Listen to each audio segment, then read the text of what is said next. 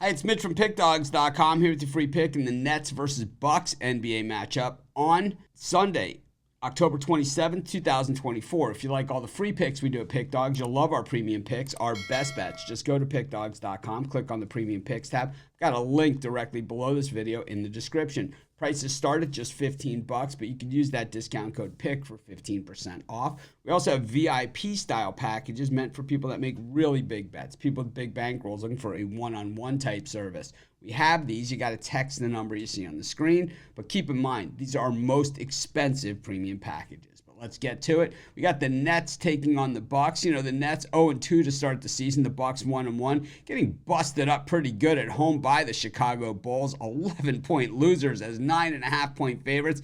Thing went 255 points were scored in that one. The problem for the Bucks, 133 of them were scored by the Chicago Bulls.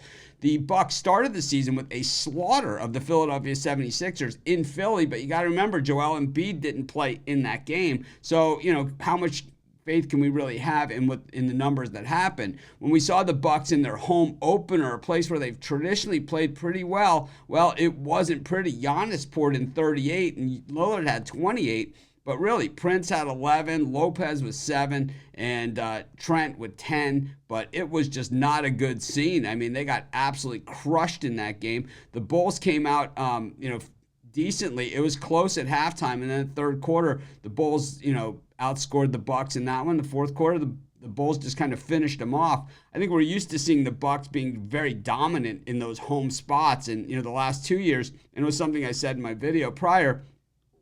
We just haven't seen the Bucks be that dominant team at home like we've seen in the past. When we look at the Brooklyn Nets, this team struggled in that game against Orlando. It was tough and tight at halftime, and then they kind of let it get away from them. They had a chance in the fourth quarter to reel them in to try and cover that gigantic spread at 11.5. Never got there. And that opener against the Hawks, it was the same thing. They struggled in the third quarter in that game as well, and then at the end of the game hit some three-pointers to cover the spread, which is for us is the same thing as winning the game outright since we took the points with the Nets in that one. Generally we in the NBA, we like to go with the bad teams, the teams that, have the low expectations. Normally that's where the value is, but with the Nets, I think one of the problems that we have with this team, as much as I've been supporting them in the early going, the Nets are 1-1 against the spread. I'm 1-1, against the spread with the Nets. And the thing is Cam Thomas is awesome, but he doesn't have a lot of help, and I don't know if he's on that same level as other guys that are expected to carry their team.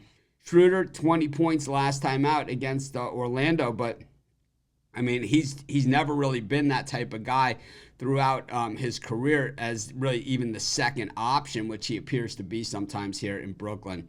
I think when you look at these two teams and, you say the Bucks, maybe they just laid an egg in that game. And, certainly they're an offense first team, and they're shooting 51.4% from the floor. I mean, they scored 122 points in that loss, but the problem, of course, is the defense.